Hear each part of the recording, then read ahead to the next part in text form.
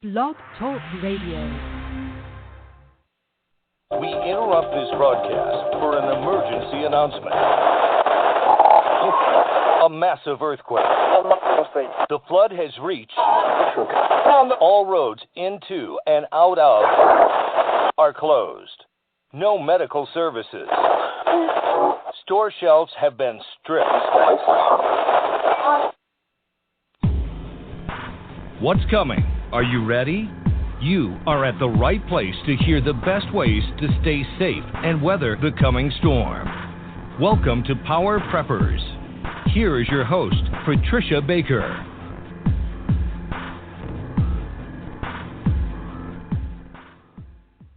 Welcome, everybody, to another episode of Power Preppers. I am your host, Patricia Baker, and my mission is to make getting prepared for any emergency easy and efficient. So get informed and get prepared.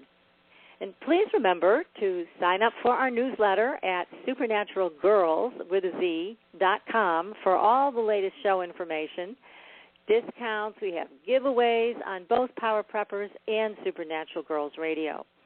So these discounted products are terrific. They are top of the line. So make sure that you are signed up on the newsletter list so that you can be included for all of this great stuff. And we also have a Supernatural store now, which has lovely gifts, including a prosperity prayer in the ancient angelic language and private readings offered at a 10% discount by Becky Andreasen and me. Now, this Saturday night, my co-host Becky and I will be speaking with our biggest guest of the year, Travis Walton. Now, Travis had a close encounter of the third kind in November of 1975. His incredible story was reported in the book and the Hollywood movie Fire in the Sky. And this will be an unusual interview because Becky Andreasen herself is also a UFO abductee from another UFO legend. Her mother is Betty Andreasen. So Becky is a UFO abductee interviewing another UFO abductee. This is going to be a very exciting Saturday night. So be sure to join us this Saturday and every Saturday, 9 to 11 Eastern Time. This is going to be a great evening. So today we have another very special guest, Simon Gorman. Now, Simon is the founder and the owner of Wise Choice Market. And he is about to tell us all about something we don't normally have in our diets. And that has created, in his opinion and in mine, a lot of problems for us. We wonder why we have so many health problems today, and we're going to find out. So let's bring our expert onto the show. Welcome, Simon. You are live on the air. Hi, Patricia. Thanks for inviting me. Oh, it's my pleasure having you here. I mean, you guys have a really interesting online store, and you have an interesting perspective on health food. So we know pretty much that we're eating stuff every day that's not that great for us, and it's creating other types of problems. But your store is set up to provide what you call nutrient-dense food. So tell us a little bit about that. What is nutrient-dense food? Okay, well, that's a good question. And our definition of that, of nutrient density, in its simplest form, is that you get the most nutrients per weight or quantity of food that you eat, so that it's easier to nourish your body with a reasonable quantity of food, and that nourishment is at optimum levels, and therefore that leads us to look for foods that are high in nutrients relative to their calories or quantities that we eat. Yeah, because it seems like our diets today are, despite all of the information that's out there, our diets are still filled with food that is just stuff that fills us up, but not really. It ends up giving us a feeling of being full, but then it's not really nourishing us. That's right, and it's a trend that we've seen as the industrialized food production system has geared up over the last couple of decades, and That has really brought the old phrase to mind about us being well fed but poorly nourished. So that is where we're getting, exactly as you say, we're getting enough food and enough of the carbohydrates and proteins, fats, and so on. So nobody is starving, quite the opposite. But the body is starving for the nutrients that it needs, not for calories, but for nutrients and good bacteria and so on that the gut needs. And these have been effectively eliminated by the quality of the food, of the inputs that go into the industrialized food process, and then the processing that follows that. So our aim is to go back to the wisdom of our ancestors and the way they did things. And although they didn't know why it worked so well, we now know they have the science now to explain to us why that worked so well. And therefore, we'd be very wise to benefit from those old-fashioned ways of producing and preserving food. Now, you decided that you were going to go in this direction a little while ago. How did you come to this determination that you wanted to take yourself onto a different path with diet as well as your family? Well, it was personal experience, really. I found that I was feeling less and less well as the years went by, and I was faced with a choice of either just accepting it or trying to do something about it. And I chose the latter, and I was glad I did. And I looked into it and realized that, what appears now obvious was rather hidden, and that is that, most of our health is in our own hands, and food is a big part of that. The choices we make with our food really affect how we feel and how the body responds.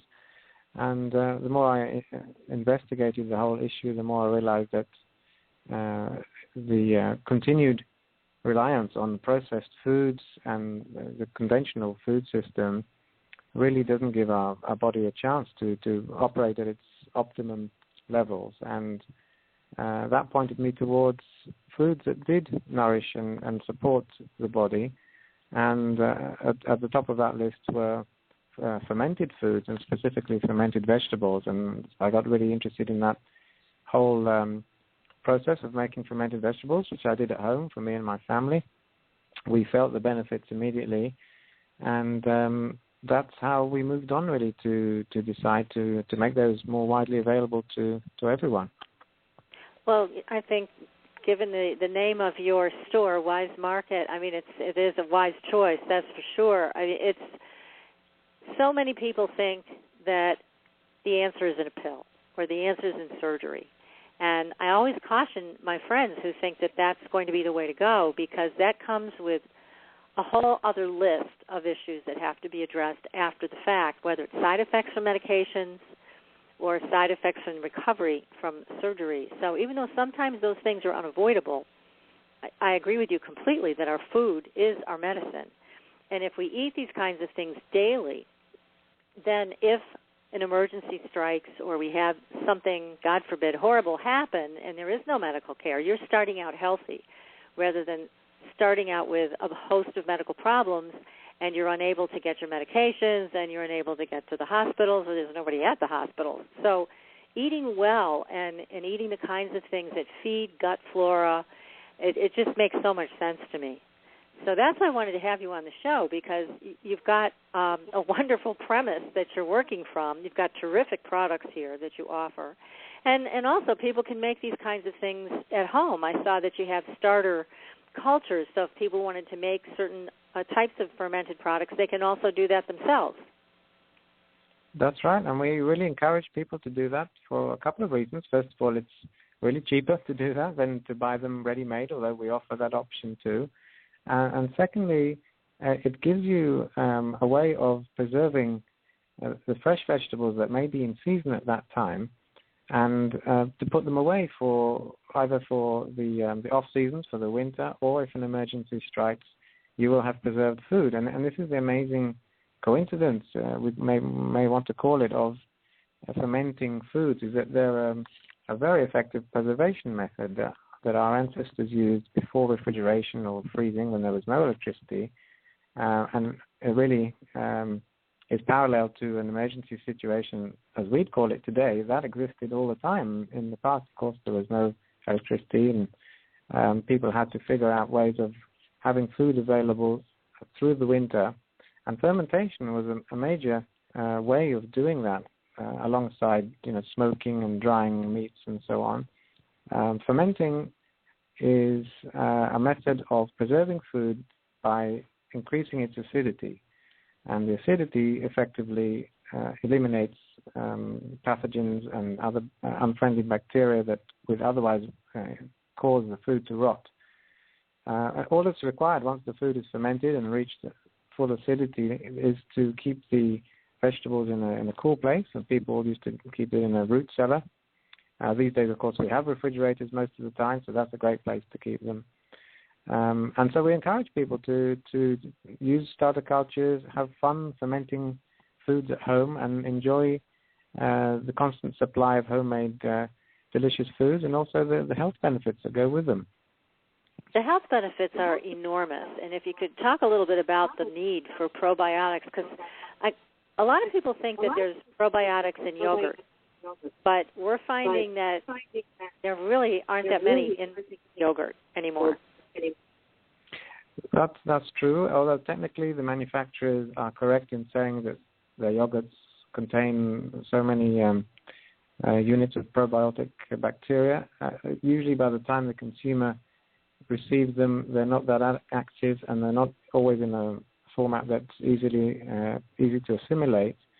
Whereas homemade fermented vegetables, or even commercially made ones that have been fermented correctly and have not been heated, not been pasteurized, because heat kills the lactic acid bacteria, those are very high in probiotics, and if they're taken regularly, that's a far better way of doing it than a probiotic supplement, because the environment in which those probiotic bacteria exist in the fermented food is their native environment. That's what they were designed to do, and therefore they're that much more active and proliferate that much better, and easier for the body to assimilate once those foods are eaten.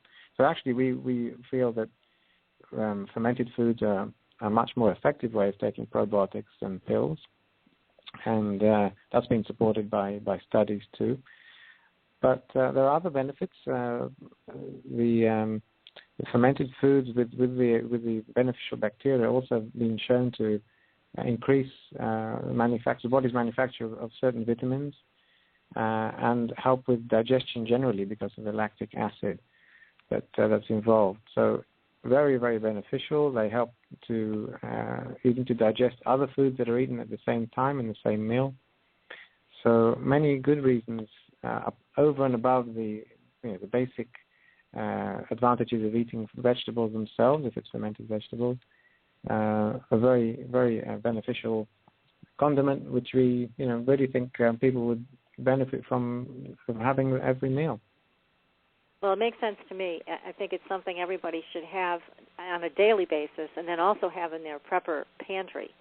So, as you mentioned, they store extremely well, and this is how our ancestors, even just a generation or two back, this is what they did so that they would have food to eat during the winter. All of these perishables, like the cabbage that you use to make sauerkraut, that's not going to stay very long, but if you have it in that sauerkraut form, then that can stay for what? What's the shelf life on it? Months, years? Well, it depends on the method of storage and the temperature. If you have a nice cool place to store it in, I mean, these days most people will store it in the refrigerator at around 40 degrees. That's ideal, and in that condition, in a closed container, it can last almost indefinitely. So if you can find a place that is that cool, it actually gets better over time. It's a fermented food just like wine or cheese, and we know that those examples actually get better over time. The flavor improves, and it's the same for sauerkraut. We've kept sauerkraut cold in its original container for a couple of years, and that sort of vintage is just delicious. It just gets better all the time. If the temperature is it's really amazing. And if the temperature is warmer, sort of room temperature, then you may find that the top layer of the sauerkraut will go brown and it'll go a little bit soft. But it's unlikely to actually go bad for quite a while. But the colder the better. It'll keep much better in cool temperatures than in warm temperatures. Now, how long does it take to make something like sauerkraut? Oh, not long. The fermentation, especially if you boost the fermentation process with starter culture, fermentation takes a few days, but you don't actually have to do anything during that time. The bacteria are doing everything for you. You just have to create the right conditions for them. So you cut up the cabbage. In this case, for sauerkraut, it's mostly cabbage. Add some salt, mix it all up, and put it all in a container. Make sure that the sauerkraut is pushed well in, and that the juices that are extracted in the process rise to the top and cover the vegetable. And close the container, or mason jar, or crock, whatever you have, and let that ferment at room temperature. At this stage, the fermentation happens at room temperature, around 70 degrees. Let that ferment for between 5 days in a week, and then taste it. And if it's nice and tangy, it's done. And then that's the time to move it to cold storage. And then you're saying even in cold storage, it develops another smoother kind of a taste as over time. Yes, it mellows. I think that's a good way to describe it. It gets better, and we often like to do that. We give it at least 2 months in our own production, because we find that's the optimum for flavor, and after that the difference is sort of is smaller and smaller. But if you want to eat it straight away after the fermentation, it's definitely ready to do that. Now, let me ask you another question about sauerkraut, because I remember my grandmother many years ago used to make something called kapusta, which she cooked the sauerkraut with some small white beans and some onions. Now, when you cook sauerkraut, does it lose all of these wonderful different health benefits, or is it still beneficial? It loses some of them. Heat of over about 100, 110 degrees will kill the beneficial lactic acid bacteria, the probiotics, and the live enzymes. So they're in the raw version. So kapusta, which is I recognize that word is Polish for sauerkraut, is right. It's a wonderful dish, and of course they had so much of it that they could also cook some of it and have some of it raw. So it was fine. They still got the benefits from the raw version. The cooked version will still have good things in it. Oh, first of all, it's still eating a vegetable, so that's great. If it was organically grown, as traditionally, of course, vegetables were, there was no other way of growing. Exactly. So you'd still get all the minerals and so on from the vegetable and the fiber, and you would still get the lactic acid from the fermentation of the sauerkraut. It just wouldn't be accompanied by the good bacteria and the enzymes. I see. Well, that's what I wanted to know, so that's great information. And then you have a list of fermented vegetables that you sell at Wise Choice Market. Can you tell us a little bit about all of them?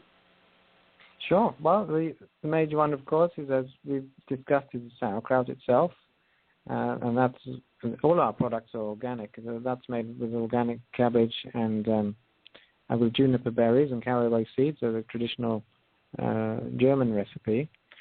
And then we have carrots, grated carrots and sliced carrots. So those are fermented in much the same way, just with carrots instead of the green cabbage. And we have a red cabbage sauerkraut. That's also with the addition of garlic.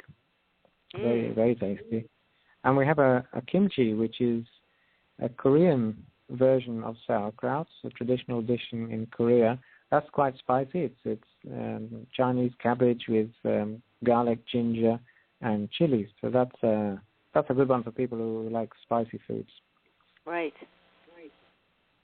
Well, that sounds excellent. I'm getting hungry hearing about all these exciting things that you sell. I'll tell you. I mean, and it's also good for you. And again, the fact that you can store it for such a long period of time. I mean, all these are just very positive pieces of information for our audience today.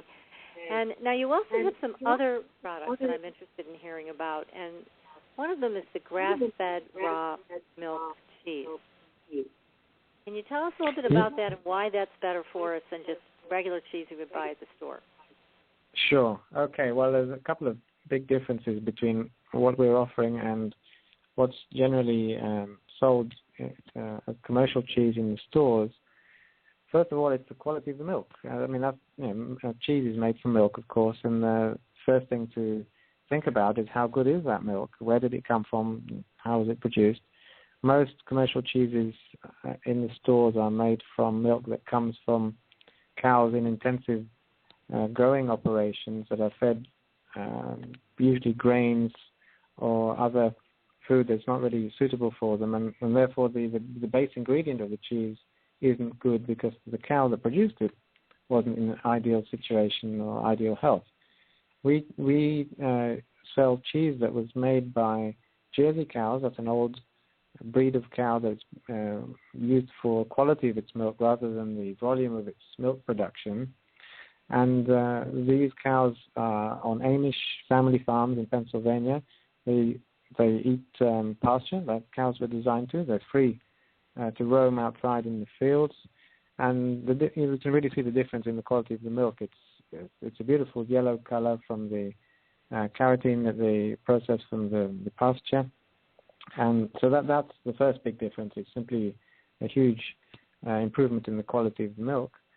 Secondly, it's cheese making process, and again, unfortunately, processed cheese in the stores has gone through many processes, including pasteurization. And again, the pasteurization, which is high heat, kills the beneficial bacteria that were created during the fermentation of the milk when it was made into cheese. Our cheese is actually never heated above 107 degrees, so it's completely raw, and all the much like the sauerkraut, all the good bacteria are still in there. It's just in case people are concerned about the raw aspect, the FDA recognized that these cheeses are completely safe because they're aged in a cheese cave for at least 60 days, and that again, much like the sauerkraut, that not just improves the flavor, but it makes the internal ecology in the cheese is such that the pathogens can't survive. So that's important to know because, as I'm sure you're aware, the FDA's been in the recent past rating these raw milk operations, which is very concerning to those of us who like things raw or in a natural state like that. And so I know they've been sending out a lot of paranoia and concern about it. Not that it's completely unwarranted, but certainly under the right conditions, it should be fine. So let me ask you this about your cheese, because there's a lot of people, and I'm one of them, that are lactose intolerant. Now, with these raw cheeses, is it easier for people like us to digest this? Can we eat raw cheese? I think it will be for a lot of people. It obviously need to try, depending on your level of intolerance. Usually, in general, I think cheeses are obviously easy to digest for the lactose intolerant than straight milk. But it's worth trying. I have heard that people find these cheeses much easier to digest because of the minimal processing and the fact that the milk is the proteins in the milk have not been altered by high heat. So definitely worth trying. I can't promise that for everyone, but it could well be that it will work that way for some. Boy, you could make my day with this, because I can tell you I miss eating cheese so very much. And it's no matter what they say about all these products such as lactate and other things, I've never found them to work. So if the way that this cheese is made, and also the fact that it comes from raw milk and cows that are raised humanely, and pasture raised, this could be a real godsend for people like me who have found cheese to be a big challenge, and I miss it terribly. So this could be great. I think it's worth trying, and again, Patricia, because we can't promise. Everyone will have to try and see for themselves. But I think there's a chance, much like a lot of people can digest raw milk, but find that they can't digest pasteurized milk. So it could well be the same for the cheeses. Definitely worth a try. Well, it definitely is. Now, do you offer different types of cheese, or is it just like cheddar, or what kind of cheese do you offer? I think we have 7 types on the store right now. We have a mature cheddar, we have Colby, mozzarella, and pepper jack. So there's quite a few to choose from. There's one with garlic and herbs. It's there's quite a choice, and we do a sample pack that people can try a small amount of each, and then see which one they like to stock up on later. And then for storing cheese like this, you do have to have it below a certain temperature? Well, it's actually quite temperature tolerant. I mean, it shouldn't get too hot, but remember that cheese, much like the sauerkraut, is actually fermented at room temperature. It's only stored at cool temperatures afterwards, so it's quite tolerant. And again, comparing raw dairy products versus pasteurized, pasteurization kills off all the bacteria in the milk, and both the good and the bad. So that it's easier for that product then to be affected by external bacteria, and that's why pasteurized milk, for example, goes bad, whereas raw milk just ferments. It doesn't go rancid. It goes sour. It's the same principle with the cheeses. So they can keep at room temperature quite fine, depending on the level of warmth. But room temperature anywhere around 50, 60 degrees would be good for quite a while. Although we do recommend refrigeration for longer term storage. Okay. And again, if people have root cellars and things like that, where they have colder temperatures throughout the winter, then that would be a fine place to store cheese, right? Sure, and the cheese that we sell are also they're vacuum packed in 1 pound blocks. So until you open one of those packs, they'll keep very well in a root cellar in a cool environment like that. And then the other thing, I mean, as I'm familiar with your website and your products, and some people may feel that these are very high priced, but the bottom line is you don't need as much because you're getting so much out of these products. Is that correct? That's our feeling. I think look at the value rather than the price. Also bear in mind that there's a convenience aspect of ordering them online, and the fact that sometimes it's almost impossible to find these sort of products in the stores. That's why we opened our store in the first place. So, there's also the aspect of the value that you get from these foods and the benefits that they have for your health. And as such, we really see them as a good investment for what they are. And they're usually very satisfying. And as you say, for some reason, the body signals you that it's got what it needs from its food when you eat these foods, and tells you, okay, now you can stop. I'm satisfied. And we think they're really good value for what they give. I agree, and also it is difficult to find these types of products in a regular store, so your online shopping makes it easy for me and other people who want to eat this type of healthy food. And along with that, I've talked to lots of people on the show, experts in health and diet, and they all basically come down to the same thing in saying that we're starving to death, even though we're stuffing our faces more than we should, because, again, the food that we've been choosing is filled with nothing. It's just empty calories. And so people are literally starving to death. Their bodies are not getting what they need from their food. And it has become just an outrageous epidemic with people being overweight, and obese. And yet if they were eating healthy foods, such as offered by Wise Choice Market, then again, it's just exactly what you said. The body then gives you the signal, we've got what we needed. You can stop eating now. And it makes a huge difference for people who are trying to maintain a lower level of weight. That's right, and we've seen exactly that happening, and of course it's in the major food producers. It's in their interest for people just to eat more and more and supply them with foods that are empty and don't give that signal of, okay, it's time to stop eating now, because the more they eat, the better it is for the industry.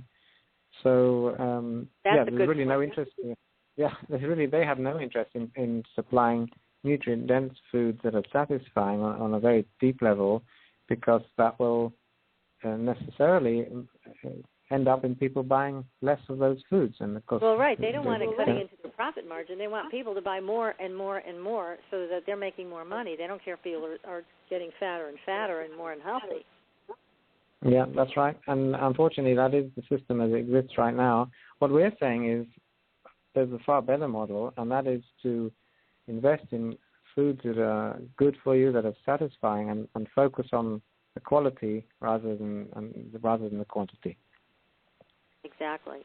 Well, we're going to pause for a moment, Simon, take a quick break, and we'll be back with more questions for you. And if someone has a question they would like to ask Simon, you can call in 646-478-0828, or you can type a question out in the chat room, and we will ask it for you. So stay tuned, everybody. We'll be right back. Your property tax bill. Have you seen it lately? It's frightening. Your property taxes are going up while your home value is going down. It's time to fight back and win. For the real truth about the property tax system, get attorney Pat Quintilian's book, Are You Getting Screwed on Your Property Taxes? How to Find Out and How to Fix It. Attorney Quintilian answers all your questions and gives you the facts you need to fight a property tax bill that is spiraling out of control. You'll also read about what happens to property owners who don't check their property records, only to find out too late they're taxed on square footage, fixtures, and even buildings that they don't own. Is this happening to you? Learn your rights. Buy attorney Pat Quintilian's book today. Are You Getting Screwed on Your Property Taxes? How to Find Out and How to Fix It. Available on Amazon.com. Bonjour, this is Veronique Raskin, founder of the Organic Wine Company. As one of the pioneers of the organic wine movement, since 1980 I have brought you the very best and most authentic organic wines directly to your table.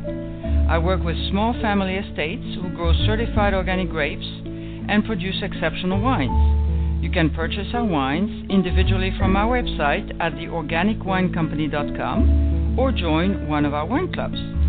Our organic wines are perfect for you and for your family as gifts for friends and relatives, and they are simply spectacular for the holidays. Visit us at theorganicwinecompany.com to enjoy the very best organic wines conveniently delivered to your door. I am Veronique Raskin, passionate about my mission. I offer to you vegan, organic, and biodynamic wines, wines made by people of the heart, wines with a heart. Au revoir. Call us at 1-888-ECO-WINE.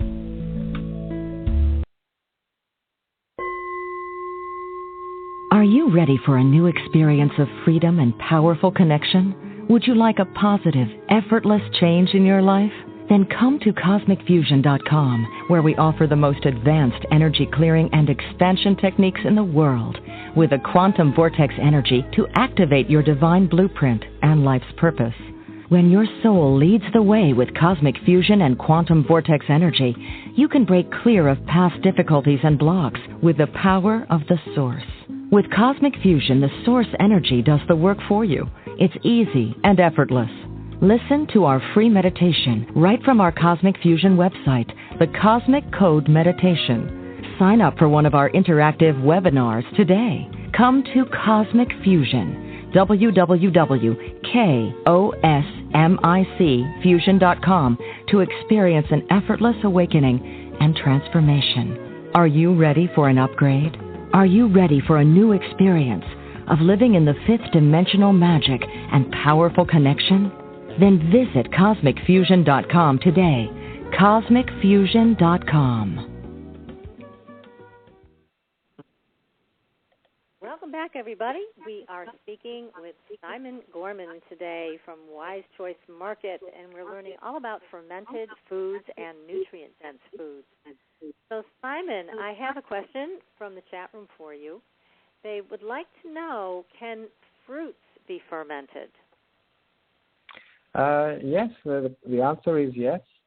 It's a little bit of a different process because fruits contain a lot of natural sugar, and therefore traditionally people usually fermented them with an alcoholic fermentation. So if you think of all the traditional recipes that are out there that are based, drinks and so on, that are based on fruit, that's an alcoholic fermentation. But you can ferment fruits too. There are traditional recipes from North Africa, for example, of fermented lemons to preserve them. So yes, it's certainly possible. Just you usually have to add a little bit more salt and have a shorter fermenting time. Otherwise, the fruit will turn alcoholic. Well, of course, you might want that to happen, but in terms of purely for preservation purposes, just keep an eye on it so that it doesn't start to go alcoholic.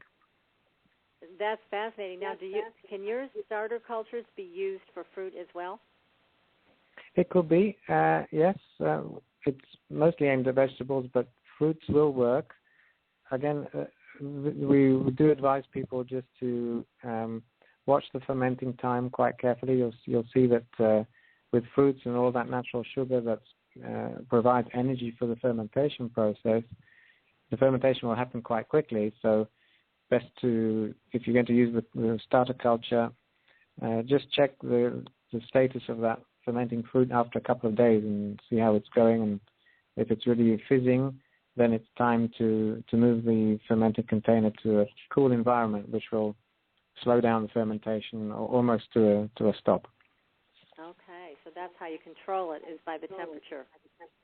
That's right. The lactic acid bacteria that are involved in lactic fermentation, they proliferate at temperatures of around 70 degrees, and they're dormant, or at least active at very low levels at around 40 degrees and below, and they basically go to sleep when they're frozen. And they can be frozen without harm. They're just dormant. So if you control the temperature, you'll control the activity of the bacteria.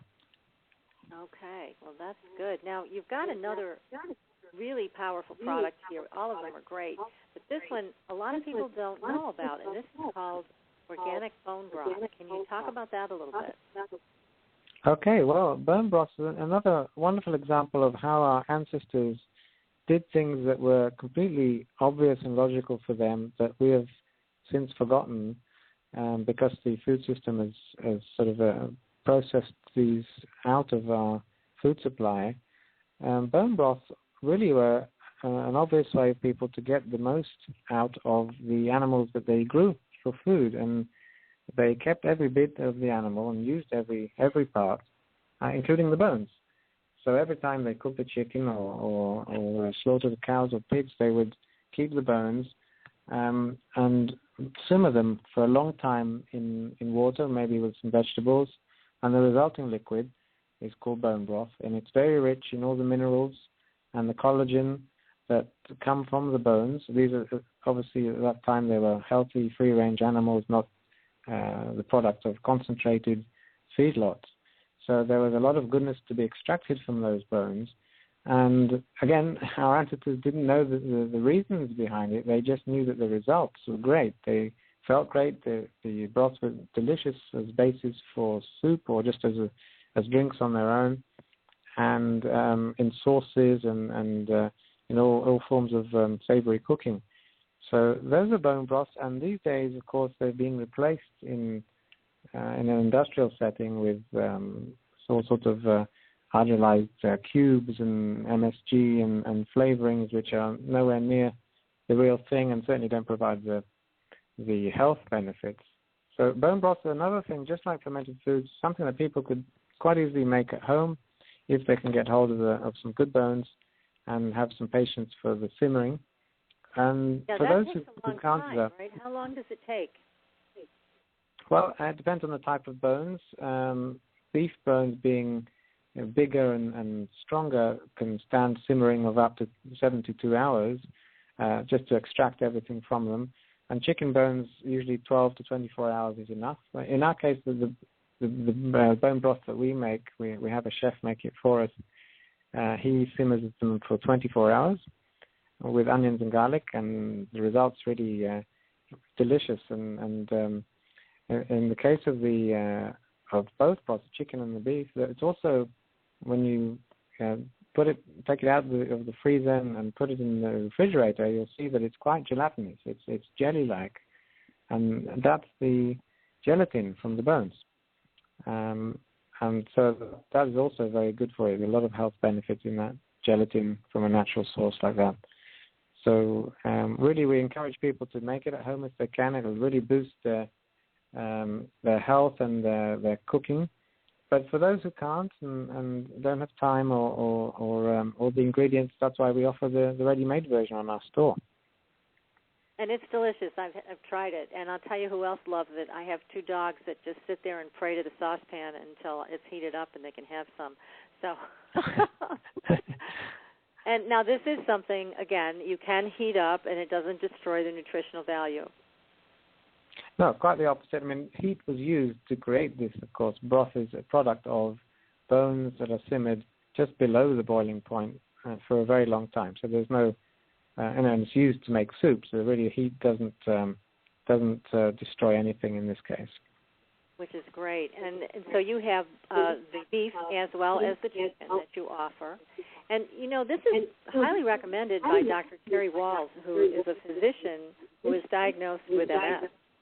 And she was not getting anywhere with a huge amount of medication that was prescribed. She was in a wheelchair, and she decided to change her diet. And bone broth was one of the first things on the list that she incorporated. And she is now mountain biking. So this is a wonderful product. It's amazing. We've heard stories like this, and also just minor benefits and just general good feelings that people get from the benefits of bone broth, and it's such always satisfying to hear that. And also know that really it's so easy to incorporate this into the diet because it's so delicious, and it just serves as a basis for other dishes. It's not like you have to take a supplement or make an effort to include it in your diet. It really fits in quite naturally in all sorts of dishes.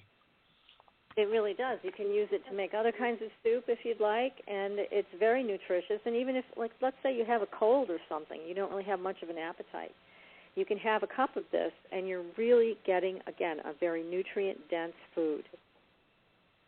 That's correct, and we should also just point out the difference between this, which is the real thing, and the versions that might be out there or in the stores, either in canned soups or in powders or cubes. That's really not the same thing, and those are the products of shortcuts and chemicals and so on that might copy the flavor, but certainly don't provide the nutritional benefits. Exactly, they really don't. So there is a huge difference. Now, I've heard that when you're making your own bone broth, you're supposed to use some apple cider vinegar. Do you guys use that? Yes, we do. We add that in at the beginning when we just put the bones into the water. Then the apple cider vinegar is added in at that stage. And the reason that that's recommended is that it helps to extract the acidity of the vinegar. It's very acidic. It's a pH of around 3. And it helps to extract the minerals from the bones, which is one of the reasons that the broth is so good for you. It's full of the minerals that are taken out of the bones and into the broth liquid, and then you ingest that liquid and get those minerals in a very natural form that's easy to assimilate. So that's what the vinegar helps to do. Well, that's great information. And then also, again, your product list is quite extensive. You have organic soaked cereal. What is that? Oh, well, I don't know if people are aware, but cereals, although generally considered to be an important part of the diet, they are not necessarily easy to digest in the regular form. There are not just people with gluten intolerance, but the general population benefit from soaking cereals before they're consumed. And that the soaking helps to make them easy to digest in all sorts of ways, and it also enhances the flavor once they're dried again. And traditionally, people used to do this. They used to soak, for example, oats the night before cooking them up in the morning. And that's soaking oats, soaking cereals, granolas, and so on is great for the digestibility. But again, you have to think ahead and plan to do that. And so what we're providing there is a range of cereals that have already had this done, and they're ready to eat, already been pre-soaked, so you just need to have them as they are, or add them into your meals, and they're ready to go. And here's a question from someone in the chat room again. What are you soaking them in? They're soaked in warm water with a slight acidity. That can be supplied by, the acidity again helps to neutralize the factors in there that make them difficult to digest. That acidity can be supplied by either a little bit of lemon juice or whey or even vinegar. And they're soaked overnight and then dried at low temperatures in a dehydrator to make them crunchy again. Well, that sounds like something everybody should be doing. Again, all these old ways of doing things that really make good health sense, and we've kind of forgotten about them, but you're bringing them back to us, so thank you. And what are these mana breads? Okay, that's another great example of traditional preparations of foods, which people used to do without thinking too much about it, and they of great benefit. Again, they didn't know the science behind it, but they felt the benefits, and we've kind of forgotten about it now. It's been processed out of our system. But the mana breads are organic sprouted breads. In the old days, people used to sprout their grains, or at least let them sprout naturally, because there was a delay between the harvest of the grains from the fields and when they were actually processed into flour or bread. And during that time, the damp and the warmth of the conditions in the field would start the germinating process of the grains. And it turns out that modern science has found that germination process, when a grain begins to sprout, produces all sorts of benefits to us humans. The major one, of course, is easy digestion, and these mana breads are made purely of sprouted grains, grains that have been soaked, then allowed to sprout just at the beginning of the sprouting process, and then they're processed, mashed into loaves, and those loaves are baked. So the sprouting process changes the concept of what we think of as bread, although this is the way bread used to be made. And it's a very moist, dense, naturally sweet bread. The sprouting makes grains sweeter and delicious. People eat them as regular bread, although it looks and behaves quite differently. And you also have gluten-free. I see that that's an option for people who suffer from celiac or any kind of gluten sensitivity, so that's good to know too. Yeah, for gluten-free breads, we've seen gluten intolerance obviously is a major issue these days, and these are certified gluten-free and also certified organic. It's important to mention that because there are other brands of gluten-free bread out there. A lot of them are not certified organic, which means they could have used ingredients that were genetically modified in order to create the bread, a gluten-free bread that looks like regular bread. We've made sure that we only use organic ingredients in ours. That's terrific. And your product list continues. I mean, you've got this beautiful caviar also. Tell us about that and the benefits of eating that. Because we usually think about that only for the rich and famous, but clearly it's not. Well, that's right. Well, because caviar, when people think of caviar, they think of beluga caviar from the very rare type of caviar from the Caspian Sea. That's not what we supply. That really would be out of the reach of most people. This is a salmon roe, salmon eggs from wild-caught salmon off the seas of Alaska. And traditionally, again, another traditional food. Traditional peoples recognize the nutrient density of fish eggs, very high in vitamin A and beneficial acids, omega acids, and so on. And these are absolute nutrient density in fish eggs is very high. And we found a great supplier, and we sell these frozen.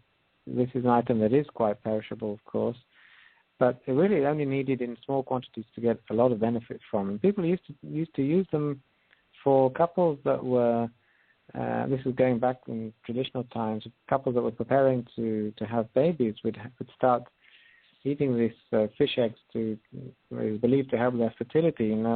Science has backed that up because of the nutrients that are in the fish eggs. It actually helps to support. Yeah, it really does help to support the systems that are the background for fertility. So it's interesting how that sort of traditional belief has found some proof in science. And apart from anything else, these are just delicious to eat. I mean, fish eggs on crackers or on toast is a great way to have a nutritional boost. It is, and it's one of my all-time favorites. I love eating this type of thing. I know some people have a hard time wrapping their mind around it, but it's delicious, and I do eat these things as regularly as I can. And let me ask you about your own personal health, because, again, you started off on this path looking for a better way to eat, a better way to live, a better way to stay healthy. So what have you noticed about your own health since you've been it's improved. Yeah, it's improved tremendously. There's no doubt about it, and that's what made me commit to offering these foods to other people. I used to eat a regular diet, I guess, a standard diet, and as my health began to decline, as I mentioned before, that's how I got into all of this. And since I switched my way of eating, I just find that I think the term is, the food agrees with me, and it all feels great, and I have much more energy, and I feel good, and I really have no problem with my weight at all. As we mentioned before, because the body at a very deep level is actually satisfied from what it gets. So the improvements in my personal health have been tremendous, and so do you find that you get less colds, less flu, less? What did you find specifically was happening with your health? Not to be nosy, but I'm going to be. Yeah, no problem. Less colds and less flu, definitely. I don't remember the last time I was down with a cold. It's been a very long time, and that's with the daily stresses of life and a young family, and we have 3 kids, so there's plenty of opportunity to catch what's going around. But I haven't, and the kids also are very rarely sick with anything. That's on that side of things. So that's obviously that good nutrition supports immunity, especially the fermented foods. So that's helped me tremendously. Then digestion, I used to find, eating foods that were difficult for the body to process had all sorts of effects, direct and indirect. And now that I've switched to things that actually support digestion, I find that I feel great after a meal. It's nice and light and satisfied and not weighed down and heavy, and it's really a pleasure. So that's the second benefit in terms of digestion. And then more generally, I find that I have more energy because my body is not busy trying to cope with things that it doesn't need. So yeah, an awful lot of benefits, that's for sure. That's terrific. And again, with a lot of these foods, they are inflammation suppressors, and we now know that inflammation is a precursor to many different diseases. And so these types of foods do help to keep inflammation at bay rather than increase it like our normal diet does. Yeah, and there seems to be scientific support for that. So obviously that's a long-term benefit that we may not see immediately, but it does make an awful lot of sense when you look at it that way. What's your best-selling product right now? The broths, actually, yeah. Maybe because it's winter time in a lot of places, but the cold weather's getting colder, and people know that they should be getting these sort of warming, satisfying broths to use at home, and maybe they can't make them themselves, or they can't find the good bones, or they can, but it's a bit of a nuisance to have the broth pot going for 24 hours at home. Convenient to buy them in, and we found that's selling very well right now. Well, I can tell you, I once tried to make my own sauerkraut, and this was years ago, and I had a special sauerkraut crock for it, and I was so excited, and I cut up all the cabbage and put the stuff in there with its whatever it was I used, I don't even remember, but it stunk up the whole house, and after that I ended up buying it. Well, that is one aspect of it, Patricia. we recognize that good intentions are one thing, and actions are another. And I see that in my own life. And sometimes the best way to actually get these things is to let an expert make them for you, and they can make them at the best quality and in ideal conditions, and you don't have to mess up the kitchen, and That's right. you don't have to. You never need to run out. So that's really what we're all about. We found the best of each types of these products that people could be making at home, and we decided to offer them online for the times that they can't or don't want to. Now, are you going to be adding to your product line? Oh yeah, there's a lot of things coming along, and we keep people up to date on those. We have a newsletter that we send out each time we add a new product. So there's a lot of things coming, and all of them in the same concept, that is nutrient density and easy to digest and so on. So yeah, it's a lot of other things coming along. Well, please tell us a little bit about what we can expect. What's new? What's coming up? Okay, well, our major thing is that we're going to take really our offerings to its logical conclusion. And until now, we've been offering individual items, that is, parts of meals or components or individual foods, such as the krauts or the broths. That still leaves people with a bit of work to do if they need to put meals together from those items or add other things that they need to cook or do themselves. So we've partnered with a real food chef, and we're actually going to make complete meals and offer those online. Exciting.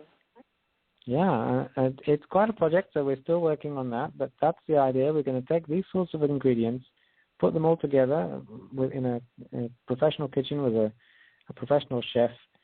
Each ingredient will be of the quality that we've been discussing. There'll be no compromises, just as good as we would want to do ourselves at home, and then offer them online. And people will then have the option for the days that they don't have time to cook or haven't thought ahead and got the ingredients in, of pulling something out of the freezer that is actually every bit as good, if not better, than they could have made, had they actually had the time to do so. So that's something that we think will plug a gap in a lot of people's diets in the coming months. Terrific, because a lot of times the complaint about this eating this way is the time it takes to make it. And so if you take that out of the equation, and you can sell people an entire healthy meal that they can just take out of the freezer or the refrigerator and have. That is the tremendous benefit. Yeah, absolutely, and I see that and that's where we got the idea. I mean, we're looking around at our lives, our daily lives are so busy. You find yourself, you get to the evening during the week. So what's to eat? What do we give the kids? Oops, we haven't prepared anything. And in that situation, we prefer not to compromise by using some sort of prepared, commercially produced food. So this is an option that people can use without any compromise, and of course they'll be delicious too because we've got a chef making them for us. So yeah, I think it's going to help a lot of people. It will, and it's going to be delicious, I'm sure. And I have one more question from the chat room. Somebody would like to know if you sell cookbooks. We don't right now. We are thinking of doing that because a lot of the items that we do sell are mentioned in a lot of recipes in good cookbooks. So it's a good idea. We are thinking about it, but we don't have those right now. But of course, if you do go ahead and buy a real food cookbook, and there's some good ones out there, then you might find that you can get those ingredients on our store. There you go. That's terrific. Well, Simon, thank you so much for spending your time with us today and informing everybody about these types of foods. And everyone, we do have a special offer for our listeners. You can find it on the Power Preppers radio page, which is on supernaturalgirls.com. And you can also go directly to wisechoicemarket.com and take a look at all the fabulous products from Simon's company, and there's also health articles there. So there's a wealth of information. And thank you again, Simon, for your time. I apologize again for this echo on the line. It's something we've been struggling with for a couple months here with Blog Talk. It's getting very old and tired, but we are trying to figure it out and eliminate it from every broadcast. So thank you for your patience, our audience, and Simon, thanks again for all your time. So be sure to visit wisechoicemarket.com. And thanks again, everybody. Be sure to tune in next week. We're going to have another great show, another great guest. And be safe this week. Enjoy this cold weather. Take care, everybody.